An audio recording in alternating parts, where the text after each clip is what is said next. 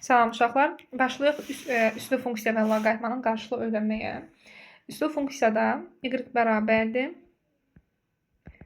a üstü x. Loqaritmik funksiya isə loqaritma a əsasdan x olaraq baxacaq. Funksiyalar yəni bunlardır. Loqaritma a əsasdan x və y bərabər a üstü x. Uşaqlar, üslü funksiyada əsas məqs nədir? Üslü funksiyada sən bilməlisən ki, a, bax bu ifadə vahiddən fərqli hər hansı bir müsbət ədəddir. Həmişə müsbət olmalıdır aşağı hissənin cavabı. Y bərabərdir a üstü x yazırsa, bax bu a ifadəsinin cavabı 1 olmalı deyil. A ifadəsinin cavabı həmişə 0-dan böyük olmalıdır. Misalın uşaqlar ala biləcəyi qiymətlər, yəni üslü funksiyanın misalının cavabını, y-in ala biləcəyi qiymətlər belə deyək. Başqa sözlə, y-in ala biləcəyi qiymətlərə sən başqa nə deyə bilərsən? Qiymətlər çoxluğu, y yazırlar, bəzən uşaqlar yf olaraq işarə oluna bilər. Y onsuz da funksiya deməkdir. Necə olacaq? Sizin uşaqlar üslü funksiyamızın ala biləcəyi qiymətlər çoxluğu 0 müsbət sonsuzluq aralığına dəyişir. 0-ı təsir olsun ki, ala bilməyəcək. Təyin oblasti isə uşaqlar, yəni a üstü x-dir. Oradakı x-in ala biləcəyi qiymətlər təyin oblasti necə işarə olunurdu? D bəzən f yazırlar, bəzən dy yazırlar, dostlar, fərqi yoxdur. Misalda x-in yerinə sən ürəyin istiqməti qoya bilərsən. Mənfi sonsuzdan müsbət sonsuzluğa qədər uşaqlar. Yəni bütün r yazıram. Bütün həqiqi ədədlər çoxluğu x-in yerinə qiymət qoyula bilər. Bura x yazıram, bilərsən ki, d hərfi təyin oblast deməkdir. Yəni x-in ala biləcəyi qiymətlərdir. Təyin oblast. Və bu y və y, yəni y ilə işarə olunan hədd isə y-in ala biləcəyi qiymətlərdir. Yəni misalın cavabı uşaqlar ala biləcəyi qiymətlərdir. Buna isə deyirlər qiymətlər çoxluğu. Qiymətlər çoxluğu. Bu belə. Üslü funksiya uşaqlar nə təkdir, nə cüt funksiyadır. Nə tək, nə cüt olaraq özünə aparır. Funksiyanın qrafikini çəkiləcək. Birazdan özünüz görəcəksiniz ki, funksiyanın qrafiki cüt funksiyanın xarakteristikalarını daşımır. Cüt funksiyanın hansı xarakteristikası var idi? Şəkildən baxanda necə bilirdin ki, bu funksiya cütdür? Əgər funksiyanın qrafiki y oxuna nəzərən, yəni ordinat oxuna nəzərən simmetrikdirsə, bu funksiya cüt funksiya sayılır. Və y bərabər a üstü x funksiyasının qrafiki cüt funksiya deyil, yəni y oxuna nəzərən simmetrik deyil. Həmçinin uşaqlar tək funksiya deyil. Çünki tək funksiyanın qrafikinin belə bir qaydası var ki, tək funksiyanın qrafiki koordinat başlanğıca nəzərən simmetrik olmalıdır və həmçinin koordinat başlanğıca nəzərən simmetrik deyil. Bu funksiyanın qrafikini birazdan görəcəksiniz. Gözləmədə olaq, diqqətli olaq həmçinin. Başlayıram uşaqlar bu funksiyalar haqqında məlumat öyrənməyə. Hələ ki, üslü funksiyadan danışıram. Sonra bunun tərsi olan loqaritmik funksiyaya keçid edəcəyəm. Üslü funksiya uşaqlar, nə zaman misalın cavabı müsbətdir, nə zaman misalın cavabı mənfi olacaq. Əgər aşağı əsas deyirlər də, a-nın cavabı 1-dən böyükdürsə, həmçinin bunun qüvvəti də 1-dən böyükdürsə, 0-dan böyükdürsə, qoy belə yazaq. Misalın cavabı uşaqlar, yəni a üstü x ifadəsinin cavabı 1-dən böyük olur, yəni müsbət olur. Əgər a ifadəsi 0-la 1 arasında yerləşirsə, yəni 0 tam nə qədər qiymət alırsa, x-dən cavabı mənfidirsə, bu zaman yenə misalın cavabı, üstü funksiyamızın cavabı yenə 1-dən böyük olacaq, yəni müsbət olacaq uşaqlar. Və başqa nəyimiz var? Bayaq demişdim də, A1 ola bilmir deyə misalın cavabı 1 ola bilməyəcək. Başqa verirsə, belə bir şey verə bilərəm. Əgər A-ya 1-dən böyük versəm, X-ə isə mənfi qiymət versəm, uşaqlar, A-ya 1-dən böyük qiymət verdim, X-ə isə mənfi qiymət verdim. Baxırsan ki, A müsbətdir, X isə mənfidir. 1 ilə 1 belədirsə, onda misalımızın cavabı, üstü funksiyanın cavabı 0-dan 1 arasında yerləşəcək. Bunu özünə qiymət qoyub araşdıra bilərsən. İmeni bu qaydaları başa düşmək istəyirsənsə, aynen x-ə qiymət qoy, özün görəcəksən misalın cavabı nə verəcək sənə. Həmçinin tərsini verək. A-nı yerləşdirirəm 0-dan 1 arasında. X-in cavabı isə 0-dan böyük olduqda, misalın cavabı, yəni a üstü x-in cavabı uşaqlar, sizdə funksiya y bərabər a üstü x funksiyası ilə yenə 0-dan 1 arasında olacaq. Hər ikisi müsbətdirsə, misalın cavabı müsbətdir. Hər ikisi mənfidirsə, misalın cavabı 1-dən böyükdür. Biri elə biri belədirsə, uşaqlar, misalın cavabı 0-dan 1 arasında yerləşir. Yenə biri elə biri belədirsə, misalın cavabı 0-dan 1 arasında yerləşəcək. Buradan bu qədər. Gələk bu funksiyanın uşaqlar qrafiklərinə baxaq. Uşaqlar, y bərabər a üstü x funksiyası nə tək nə cütdür? Dövrü funksiya deyil, yəni müəyyən bir perioddan sonra, müəyyən bir addımdan sonra təkrarlanmır. Bizdə dövrü funksiyalar hansılar idi? Sinus, kosinus, tangens, kotangens. Ancaq bunlar dövrü funksiyadır uşaqlar. Dövrü funksiya deyil, nə tək, nə cüt uşaqlar, amma artması, azalması var. Artma, azalmanın funksiyanın qrafikinə baxaraq necə öyrənirdik? Soldan izləyərək uşaqlar. Soldan sən funksiyanın qrafikini izləyəcəksən. Bax, məsəl üçün, birinci funksiyanın qrafikini soldan izləyəcəm. Birinci funksiyanın qrafikini soldan izləsək uşaqlar, baxın, belə bir artan düz xəttdir. Soldan həmişə izləməlisən. Və həmçinin ikinci funksiya, burada A üçün uşaqlar hansı şərt vermişəm? 0-la 1 arasında yerləşir. Baxırsan ki, bunu izləsən, soldan izləsən, həmişə funksiyanın artmasını, azalmasını izləmək istəyirsənsə, soldan izləməlisən. Baxırsan ki, funksiyanın qrafiki ruçkanın ucunu aşağı salır uşaqlar. Birincidə yuxarı qalxır, ikincide aşağı salır. Buna deyirlər artan funksiya. Buna deyirlər azalan üslü funksiya uşaqlar. Bax belə, əgər A-sı 1-dən böyükdürsə, funksiyanın qrafikinin belə deyək, ucu yuxarı qalxacaq. A-sı 0-la 1 arasında yerləşirsə, onsuz da A-sı mənfi ola bilməzdir də. Aşağısı uşaqlar mənfi ola bilməz. Bu ifadənin baxırsan ki, ruçkanın ucunu aşağı salmağa çalışır. Funksiyanın qrafiki ruçkanın ucunu aşağı salmağa çalışacaq. Amma soldan izlə, xahiş edirəm. Soldan başlayacaqsın. Bu bütün funksiya qrafiklərə aiddir. Artmasının, azalmasını şəklə baxıb görmək istəyirsənsə, ruçkanın ucunu soldan başla izləməyə. Bax gör nə edir. Bəs bu yaşılla işarə etdiyim uşaqlar nöqtələr nöqtəsidir. Bax, bu nöqtələr hansı nöqtəni kəsib, hansı oxu kəsib daha doğrusu? Y oxunu kəsibdir. Y oxunu kəsən nöqtələr uşaqlar, nöqtələrdə funksiyanın qrafiki hansı nöqtələri alır, hansı qiymətləri alır? Y oxunu kəsmisənsə, artıq sənin Y-nin müsbət və mənfi qiyməti var. Onsuz da bu həmişə yuxarıda yerləşir. Bu ifadənin cavabı mənfi olmadığı üçün bu ifadənin funksiyasının qrafiki heç vaxt aşağıdan uşaqlar Y oxunu kəsməyəcək, həmişə yuxarıdan kəsəcək. Çünki bayaq mən sizin üçün qeyd elədim. Y bərabər A üstü X funksiyasının qrafiki 0-dan müsbət sonsuza qədər qiymətlər alır. Yəni ancaq müsbət qiymətlər alacaq. Müsbət qiymətlər alması nə deməkdir? Y-nin cavabı müsbətdir. Funksiya qrafikinə bu cümləni köçürsək, yəni Y oxunu yuxarıdan kəsir deməkdir həmişə. Nə zaman aşağıdan kəsə bilər uşaqlar? Baxın, əgər Y bərabər A üstü X, qoy buradan yazım. Y bərabər A üstü X funksiyasının qrafikinin əmsalına mənfi yazsa əgər, onda artıq Y oxunun qiyməti mənfi olacaq. Y-nin qiyməti mənfi olacaq. Çünki A üstü X-in cavabı həmişə müsbətdir. Müsbət dəyəcək mənfi olacaq, mənfi. Artıq orada funksiyanın qrafiki aşağı verisi olacaq. Belə bir şey olacaq uşaqlar. Burada belə bir şey olur. Bu da belə halda sürüşəcək aşağı. Bizə o hissələr lazım deyil. Bax, bu bir nöqtəsini sizə izah etmək istəyirəm. Bir nöqtəsində gəlib funksiyanın qrafiki Y oxunu kəsib. Y oxunu kəsibsə nə edirdik? Aparıb X yenə 0 qoyursan. Y bərabərdir A üstü X funksiyasında. Aparıb X yenə 0 qoysam, A üstü 0. Misalın cavabı nəyə bərabər oldu? 1-ə. Həm də uşaqlar 1, bax bu 1-dir. Y oxunu kəsdiyi nöqtə 1-dir. Üstü funksiyanın uşaqlar ancaq bu qədərini bilməlisiniz. Üstü funksiyada başqa bir şey yoxdur. Artan azalan hissəsi var, amma təkli cütlük haqqında heç deyə bilmirik. Nə təkli, nə cütdür və dövrü deyil uşaqlar. Xahiş edirəm. Riyaziyyatda dövrü funksiya deyəndə ağlınıza sinus, kosinus, tangens, kotangens gəlməlidir. Başlayaq indi loqaritmik funksiya. Demək uşaqlar, loqaritmik funksiya üstü funksiyanın tərs olan bir funksiyadır. Üstü funksiya A üstü X bərabər B funksiyası idi. Bayaq bunların təyin oblasları, qiymətlər çoxluqlarını yazmışıq. İndi gəlin loqaritmik funksiya üçün yazaq. Ümumiyyətlə, gəlin bir dənə misal üzərində sizə təsəvvür yaradaq ki, üstü funksiya necə olur loqaritmik funksiyanın tərsidir? Və yaxud loqaritmik funksiya necə olur ki, üstü funksiyanın tərsidir? Sadə bir misal verəcəyəm. 2 üstü 3 bərabər 8. Misal üçün, uşaqlar bunu misal götürək. İzah edəndən sizə bu rəqəmi vermişdim. Bax, bunu sən loqaritmik funksiya şəklində göstərə bilərsən. Olacaq nə? 3 bərabərdir. Loqaritma 2 əsasdan 8. 3-ü qoy sağ tərəfdə yazım. Loqaritma 2 əsasdan 8-in cavabı 3-ə bərabərdir. Bax, demişəm ha, ox qaydası. Ox qaydası. İmtihanda bunu səhv etsəz, həmin ox gözünüzə girəcək sizin. 2 üstü 3-ün cavabı bərabərdir 8-dən. Bütün loqaritmik tənliklərdə, loqaritmik bərabərsizlərdə bu həmişə ox qaydası uşaqlar ödəyəcək. Sadəcə, loqaritmik tənlik rahatdır. Loqaritmik bərabərsizlikdə ox qaydasına girərkən, bir dənə misal verim, onsuz da birazdan loqaritmik bərabərsizlər tusallar işləyəcək.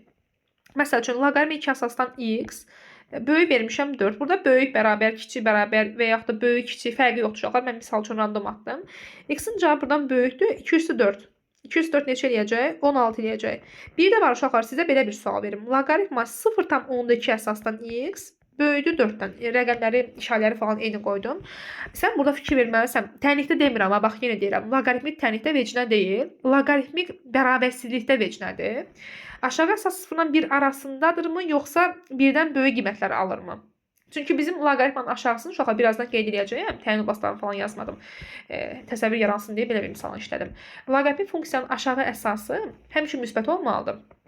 Bu A, uşaqlar bu adı da həmişə müsbət olmalıdır və misalın burada cavabı, yəni x hərfi uşaqlar və yaxud üstü funksiya üçün nə demişdik? X hərfi nə ola bilər? Ürəyi istəyən qiymət ola bilər. Mənfi olsa müsbət sonsuzluğa. Burada da misalın cavabı, loqaritmanın cavabı eyni x olduğu üçün deyəcək ki, misalın cavabı, yəni qiymətlər çoxluğu ürəyi istəyən qiymət alacaq. Mənfi sonsa müsbət sonsuzluğa. Bayaq ki, A üçün demişdik ki, A ancaq müsbət qiymətlər almalıdır və A bir cavabını ala bilməz. A üçün uşaqlar, yəni loqaritmanın aşağı əsası və yaxud üstü funksiyanın aşağısı üçün deyirik ki, ya A birdən böyükdür, ya da 0-la 1 arasında hər hansı bir qiyməti almış ola bilər. Bax, burada fikir verməlisən ki, bərabərsizlikdə yenə vurğulayıram. Loqaritmik bərabərsizlikdə ancaq buna fikir verirsən. Loqaritmik tənlikdə sadəcə ox qayasına girirsən. Aşağısının 0-la 1 arasında yerləşdiyini və yaxud da birdən böyüklüyünü nəzərə almırsan, vaxtını öldürmürsən. Loqaritmik bərabərsizlikdə aşağı birdən böyüksə problem yoxdur. Normalda ox qaydasına girəcəksən, adi bir tənlik alacaqsan. Mən çox bəsit vermişəm. Amma aşağı əsas 0-la 1 arasında yerləşirsə, x böyüdür. Bu ox, uşaqlar, bax bu işarə həmişə x-ə yönəlik olacaq. Yəni, belə desə x tərəfə belə olacaq, belə desə x tərəfə belə olacaq. 0,2 əsas, 0,2 üstünə 4. Normalda belə yazmalıydıq, düzdür. Amma aşağı əsasımız 0-la 1 arasında yerləşdiyi üçün artıq bu ox olduğu kimi qalmır, uşaqlar. Bax, belə olacaq. Misalın cavabı. Bax, buna fikir vermək lazımdır ki, bərabərsizlik dərsindəsənsə, aşağı əsas 0-la 1 arasında yerləşirmi, yoxsa birdən böyüdürmü? Birdən böyüdsə heç bir işarə falan dəyişdirməyəcək. Amma 0-la 1 arasında yerləşirsə, uşaqlar, bax, bu işarənin əksinə olaraq, böyük işarəsidir bizdə, oldu kiçik işarəsi. Bax, belə işləyəcəksən. Başlayaq loqaritmik funksiyanın, uşaqlar, təyin obası qiymətlər çoxluğu falan. Birinci sənə onu deməliyəm ki, əgər sən hər hansı bir funksiyanın özü haqqında qiymətlər çoxluğunu, təyin obasını falan bilirsənsə, bu o demək ki, sən onun tərsi haqqında artıq məlumatlısan. Çünki funksiyanın özünün, belə deyək, təyin obasıdır. Funksiyanın tərsinin qiymətlər çoxluğudur. Həmçinin a üstü x bərabər b və yaxud y yazmışdım, indi b yazdım, fərqi yoxdur. Siz başa düşəsiniz deyə. Nə baş verəcək? Buranın qiymətlər çoxluğu isə, uşaqlar, a üstü x bərabər b üstü funksiyanın qiymətlər çoxluğu. Qiymətlər çoxluğu nə idi? Misalın cavabını ala biləcəyi qiymətlər idi. Yəni, burada b-nin ala biləcəyi qiymətlərdir. B-nin ala biləcəyi qiymətlər onun tərsinin artıq təyin obası olmuş olur. Bunun təyin obasıdır, bunun qiymətlər çoxluğudur. Bunun qiymətlər çoxluğu isə bunun təyin obasıdır. İmeni uşaqlar tərs funksiyalarda bu şərt ödəyir. Yəni, başlayaq yazaq vaxt itirmədən. Loqaritma a əsasdan b bərabər x. Həm sizin üçün təyin obasını qeyd edəcəyəm bunun, həm də qiymətlər çoxluğu uşaqlar. Təyin obas, burada təyin obası nədir? Loqaritmanın təyin obası deyəndə o qucaqlar uşaqlar. Ya aşağı qucaq, ya yuxarı qucaq. Hər ikisi başa düşüləcək. Təyin obası olacaq. A-sı müsbət olmalıdır. Həmçinin B-si müsbət olmalıdır. Uşaqlar, A əsası 1 ola bilməz. Bayaq da bunun üstü funksiya üçün demişdik ki, aşağı 1 ola bilməz. Çünki 1-in bütün qüvvətləri sənə 1 verir. Mənasız bir şey yaranır uşaqlar. Aşağı müsbətdir, yuxarı müsbətdir. Aşağı mənfi 1 ola bilmir daha doğrusu. Normal 1 ala bilmir. Bu oldu loqaritmanın təyin obasıdır. Hansı ki, onun üstü funksiyanın, bax bu funksiyanın qiymətlər çoxluğunda söyləmişdik. İndi baxaq loqaritmanın qiymətlər çoxluğu. Yəni, loqaritmik misalın ala biləcəyi qiymətlər x-lə işarə olunub. Buradakı x uşaqlar bu üstü funksiyanın qüvvətidir. Qüvvətdə nə qoyursansa qoya bilirdin də, fərqi yoxdur. Misalda uşaqlar, loqaritmanın cavabı belə deyək. Ürəyi istəyən qiymət ala bilər. Sıfıralar, mənfi alar, müsbət alar, kəsralar, vergüllalar, vergülsüz alar, fərqi yoxdur. Yəni, loqaritmik misalın cavabı qiymətlər çoxluğu, misalın cavabı qiymətlər çoxluğu olacaq həmişə. Mənfi sonsuzluqdan müsbət sonsuza qədər, yəni bütün həqiqətlər çoxluğunu ala bilir. Və üstü funksiyanın nə zaman cavabını müsbət mənfini sizə izah etdim. Gəlin loqaritmik misalına uşaqlar. Nə zaman cavab müsbət olur, nə zaman cavab mənfi olur. O zaman o həllərə baxaq. Loqaritma a əsasdan x. Əgər uşaqlar a-nın cavabı birdən böyüksə, x-in cavabı həmçinin birdən böyüksə, loqaritmik misalın cavabı uşaqlar müsbət cavablar alır. Yəni 0-dan böyükdür. Loqaritma a əsasdan x. Əgər a-nın cavabı birdən böyüksə, x-in cavabı 0-la 1 arasında yerləşirsə, artıq burada loqaritmik misalın cavabı mənfidir. Loqaritma a əsasdan x. Əgər a-nın cavabı həmçinin 0-la 1 arasında yerləşirsə, x-in cavabı həmçinin 0-la 1 arasında yerləşirsə uşaqlar, artıq bu loqaritmik misalın cavabı müsbət olması deməkdir. Və loqaritma a əsasdan x hansı versiya qaldı? A-nı yerləşdirəcəyəm. X-in 0-dan 1-dən böyük halı qaldı. X 1-dən böyükdür və bu səfər A 0-dan 1 arasında yerləşəndə, 1 ilə 1 belə olanda uşaqlar yenə misalın cavabı mənfidir. Hər ikisi eyni haldısa, loqaritmik misalın cavabı müsbətdir. Biri elə biri belə olanda loqaritmanın cavabı olacaq mənfi uşaqlar. Biz bu hala 0-dan 1 arasında yerləşən hala fərqi yoxdur x üçün və yaxud da a üçün fərqi yoxdur. 0-dan böyük, 1-dən kiçik. Bu hala dəli halı deyirik. Uşaqlar dəlidir. Yəni o bərabərsizlik işarəni dəyişir həmin o hala görə dəli deyirik. 1-dən böyük olanda isə yenə deyirəm, burada fərqi yoxdur. İstəyirsən a üçün yaz, istəyirsən x üçün yaz. Əgər 1-dən böyük halıdırsa, buna ağıllı ifadə deyirik. Loqaritmada loqaritmik bərabərsizlikdə işarəni falan dəyişmir deyə. Bayaq 2 yazmışdım, bir də 0.2 yazmışdım ha. Həmin o 2 yazdığımız halda işarəni dəyişmir deyə buna ağıllı deyirik. Dəli ağıllı qaydası bir də uşaqlar elə bura yerləşdirmək istəyirəm. Bir də parabola dərsinə var idi. Yəni kvadratik funksiya dərsinə var idi. Sən ax kvadrat üstəgəl bx üstəgəl c-ni vuruqlara ayıra bilərsən. Müxtəlif cür vuruqlara ayırmaq olar uşaqlar. İmeni uşaqlar kvadratik tənliyin vuruqlara ayrılması bu şəkildədirsə əgər,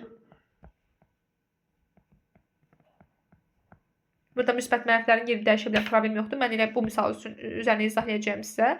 Burada bu arada m ifadəsinin cavabı mənf bölünsün 2-adır. Yəni parabolanın təpən nöqtəsinin apsisidir. İmenin təpən nöqtəsinin uşaqlar. N hərfi isə mənfi d bölü 4a-dır. Yəni parabolanın təpən nöqtəsinin ordinatıdır. Həmçinin siz bu mənf bölünsün 2 ilə mənf d bölü 4a-nı öyrənmişdiniz harda? Kvadratik misal verirdi sizə. Kvadratik tənliyi verirdi. Və o tənliyin ən böyük qiymətini və ən kiçik qiymətini araşdırmasına istifadə edirdik. ax kvadrat üstəgəl bx üstəgəl c üçərdisi və yaxud da kvadratik tənliyinin misalının cavabının, yəni kvadratik tənliyinin və yaxud da kvadratik ifadəsinin ən kiçik qiymətini tap desə, ən böyük qiymətini tap desə, mənf d bölü 4 adı üstündən istifadə edəcəksən. Nə zaman ən kiçik sözdən istifadə edəcək, nə zaman ən böyük sözdən istifadə edəcək.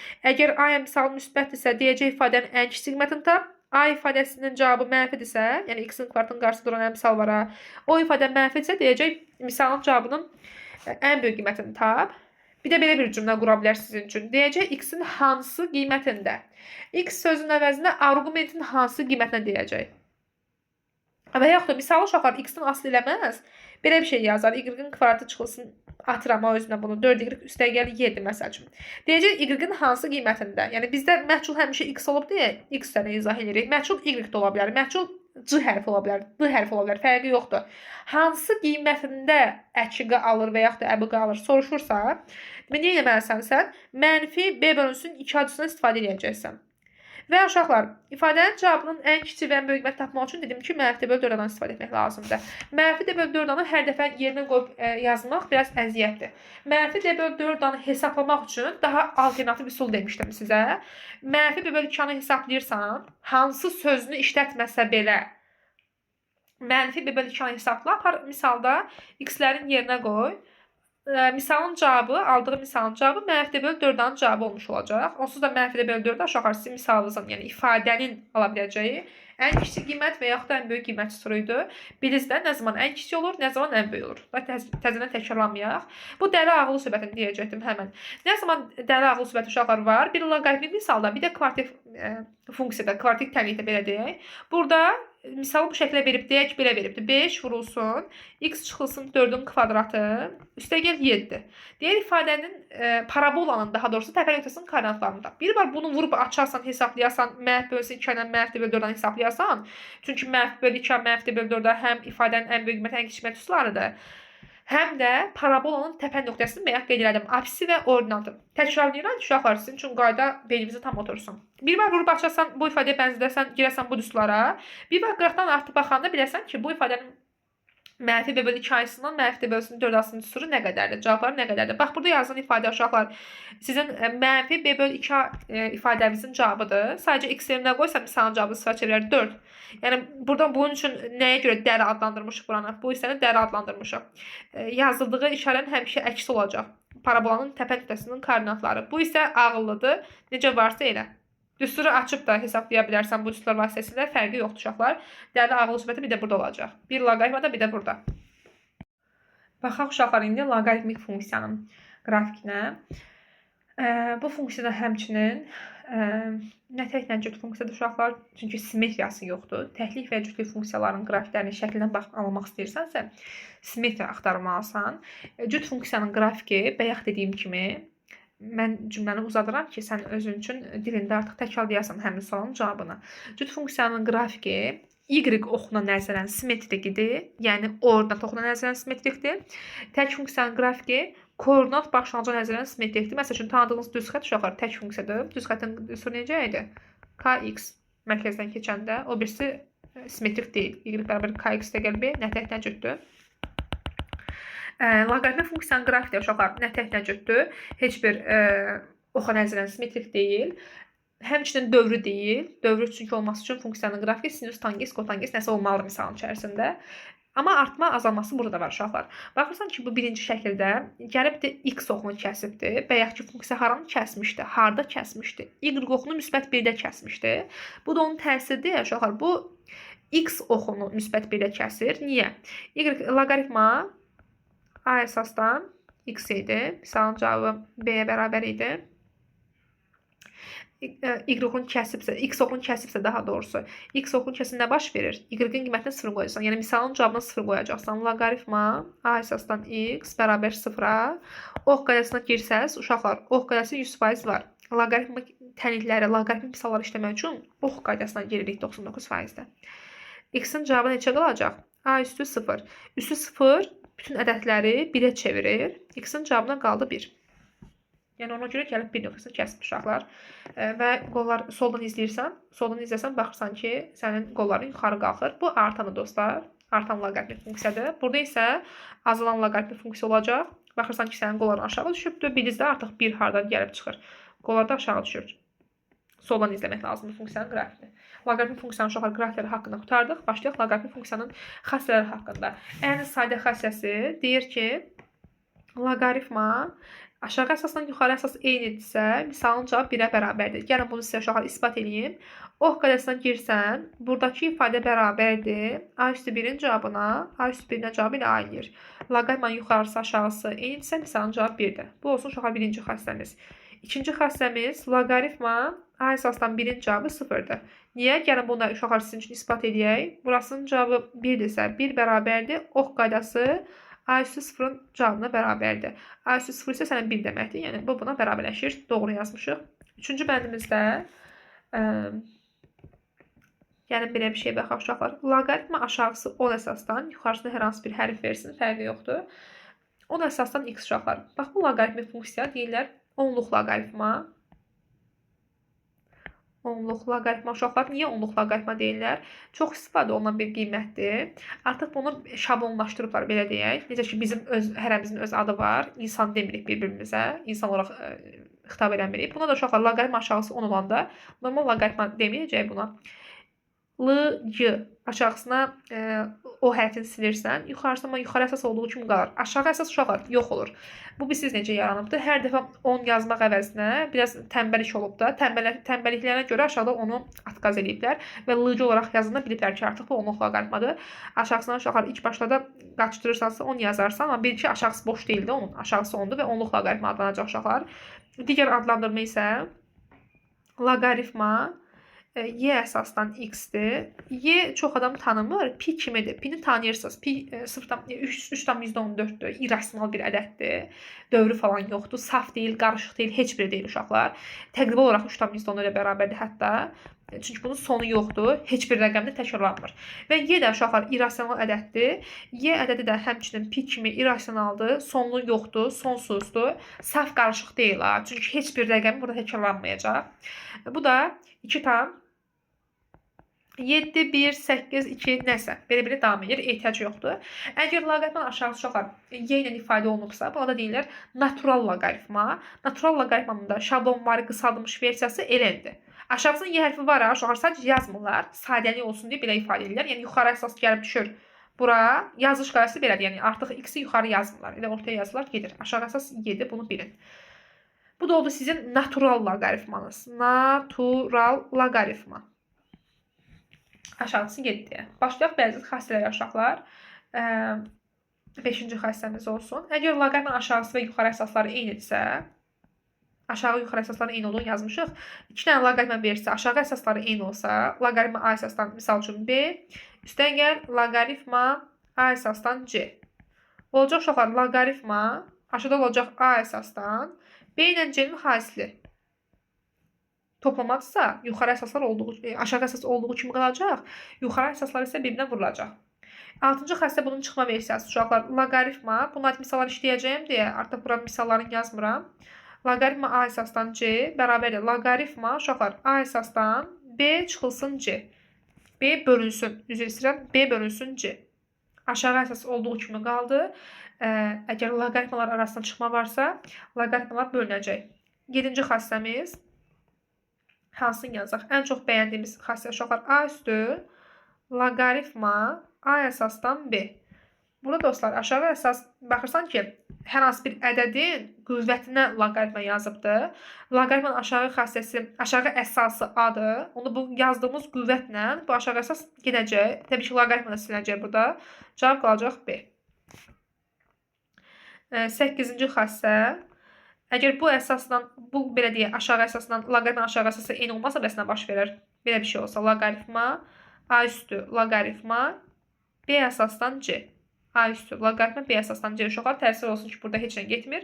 Bu arada bu apardığım A'lar ixtisar deyil ha. Gərək eyni qiymətlər alınsın. Sadəcə uşaqlar 8-ci bəhətdə biz başqa cür versiya yaza bilirik bunun əvəzinə. A ilə C-nin yerini dəyişib yaza bilirik. Olacaq C üstündə loqaritma B əsasdan A. Belə bir həddən ifadə edə bilirik.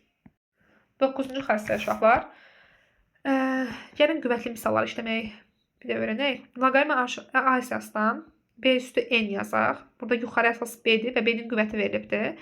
Yuxarı əsasın qüvvəti loqaritmanın qarşısına vurma kimi gələcək və normal vurma kimi düşəcək. N vurulsun loqaritma A əsasdan B. 10-cu xəstə uşaqlar. Aşağı əsasın bəs qüvvəti olsa necə eləyəcəksən? A üstü K yazın. Yuxarı əsas olduğu kimi qalsın. Baxırsan ki, aşağı əsasın qüvvəti var. Bu aşağı əsasın qüvvəti gəlib düşməlidir loqaritmanın qarşısına. Amma uşaqlar aşağı əsas olduğu üçün loqaritmanın qarşısına bir bölək olaraq, yəni tərsi olaraq gəlib düşəcək. Olacaq 1 bölünsün K, loqaritma A əsasdan B. 11-ci xəstə uşaqlar. Həm aşağıda, həm yuxarıda bəs qüvvət olsa nə baş verəcək? A üstü K, yuxarı isə B üstü N. Demək, bu N gəlib düşəcək qarşıya vurma olaraq. Aşağı əsasın qüvvəti K olduğu üçün K düşəcək qarşıya bölmə olaraq. Olacaq N bölünsün K, loqaritma A əsasdan B. 12-ci xəstə uşaqlar. Xəstə deyil, sadəcə belə maraqlı bir misal kimi düşünün bunun. Xüsusi xəstəsi deyil. Məsəl üçün belə bir şey verək. A əsasdan kök 6 NB. Xüsusi loqaritmik xəstə deyil uşaqlar. Bunu sadələşdirməsə üçün deyirəmsə sənə əgər, niyə eləyəcəksən? Loqaritma aşağı əsas olduğu kimi qalsın. Yuxarıda uşaqlar bu ifadəni kök altından çıxartmaq lazımdır. Necə çıxardırdıq kök altı ifadədən? İçini çölünə bölürdün. Bunun iç qüvvəti 1-dir, çöl qüvvəti N hərfidir. Olacaq B üstündə 1 bölünsün N. Və artıq yaratdı hansı xəstəni sənə? 9-cu xəstəni yaratdım. 9-cu xəstədə aşağı əsasın qüvvəti yoxdur, yuxarı əsasın qüvvəti 1 bölü N-dir. Yuxarı əsasın qüvvəti loqaritmanın qarşısına vurma kimi gələcək. 1 bölünsün N, vurulsun loqaritma A əsasdan B. Belə bir halda belə bilər uşaqlar. Başqa hansı xəstəmiz olsun? Sadə xəstələrdən davam edək. Hər hansı bir loqaritmanın uşaqlar deyək ki, aşağı əsasından məmnun deyilsən, yuxarı əsası sənin üçün daha əlverişlidir. Yuxarı əsasın aşağı əsasının yerini dəyişmək istəyirsən. O zaman 1 bölünsün loqaritma B əsasdan A yaza bilərsən. Bunu uşaqlar ifadə edirlər. Loqaritma A əsasdan B üstü -1. Bəzən bu üstü -1-i belə də yaza bilirlər. Belə yazanda anlaşıqlı olur. Üstü -1. Baxırsan ki, bir bölək versiyasında.